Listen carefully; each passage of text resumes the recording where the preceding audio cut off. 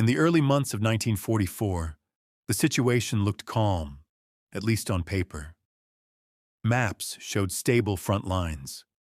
Reports suggested the enemy was exhausted, short on fuel, short on men, and in no position to move fast. Headquarters believed they had time. Time to reinforce later.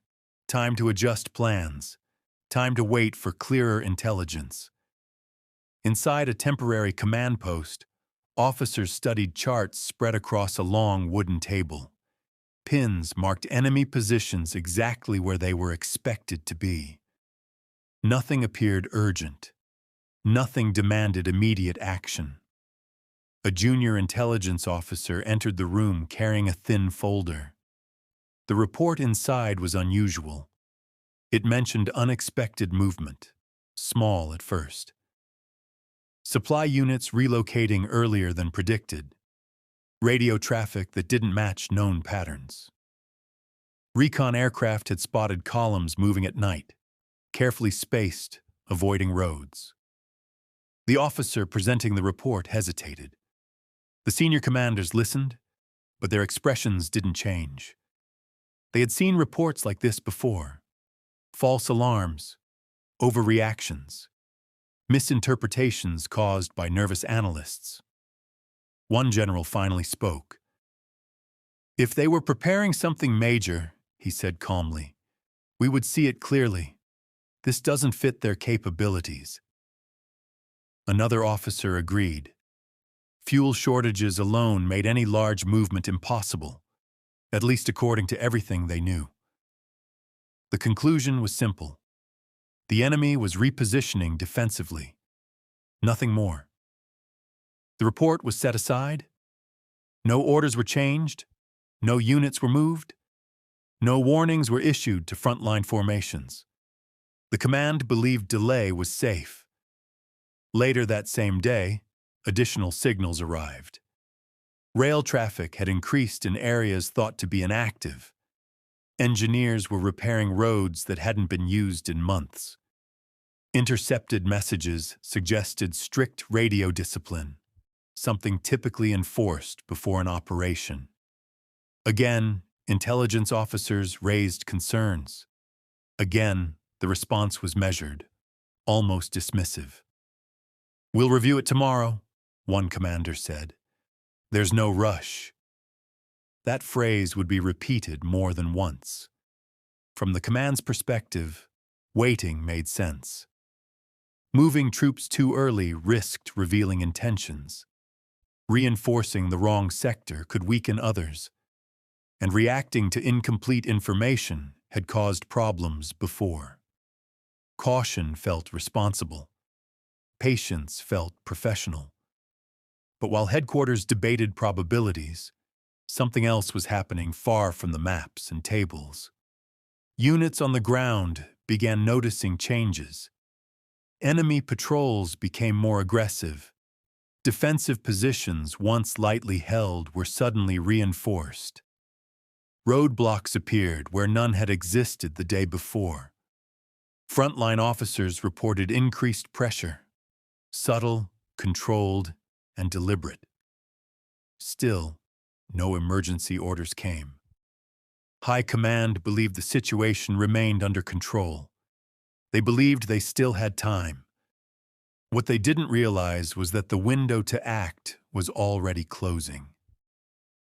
And by the time the full picture became clear, waiting would no longer be an option.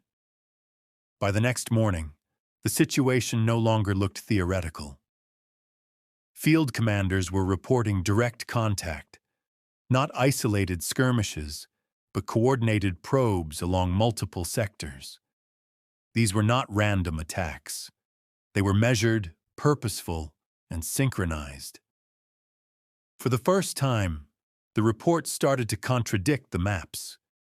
Units marked as inactive were suddenly engaging.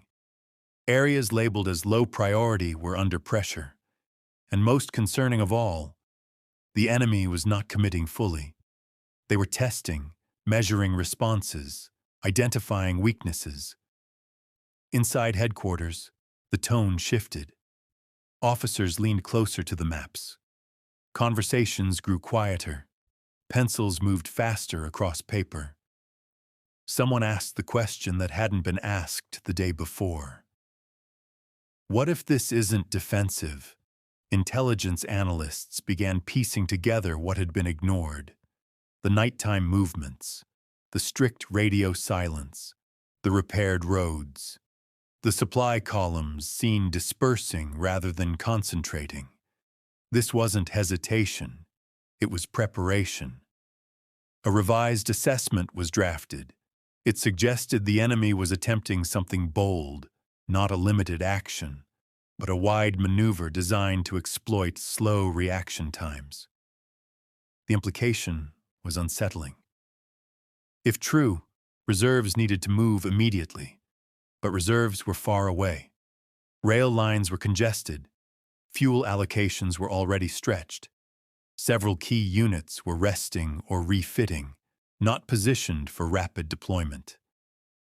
The delay had created friction, and friction costs time. Orders were finally issued. Frontline commanders were instructed to prepare defensive positions. Recon flights were increased.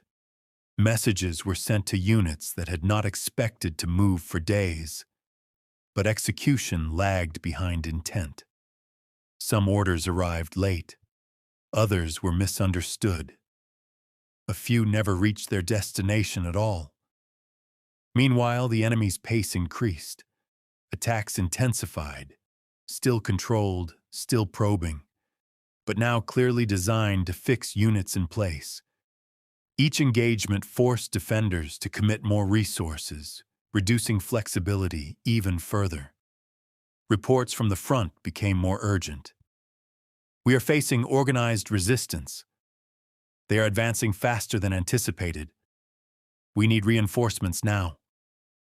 Inside headquarters, frustration replaced confidence. Commanders realized they were reacting instead of shaping events. One general stared at the map and noticed something disturbing. The enemy wasn't attacking where defenses were strongest.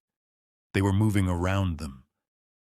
What had seemed like scattered pressure points now formed a pattern, a broad arc aimed at breaking through weakly held terrain and rolling inward. A maneuver that relied entirely on speed, and speed was exactly what the defenders no longer had. By the time reserves began moving, the enemy was already ahead of schedule. Bridges thought to be secure were contested. Supply routes came under threat. Communication lines were strained as multiple sectors demanded attention at once. The phrase, "we still have time," was no longer spoken. Now the question was different. How much damage has already been done? As night fell, reports continued to arrive, faster than they could be processed. The enemy had crossed points that were never expected to be contested. Forward units were pulling back without clear coordination. Gaps were opening, not because of defeat, but because responses came too late. The realization settled heavily over the command room. The delay hadn't just cost initiative. It had given the enemy exactly what they needed: momentum.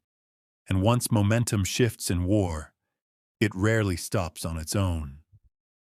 By the second night, the situation could no longer be contained by adjustments or explanations.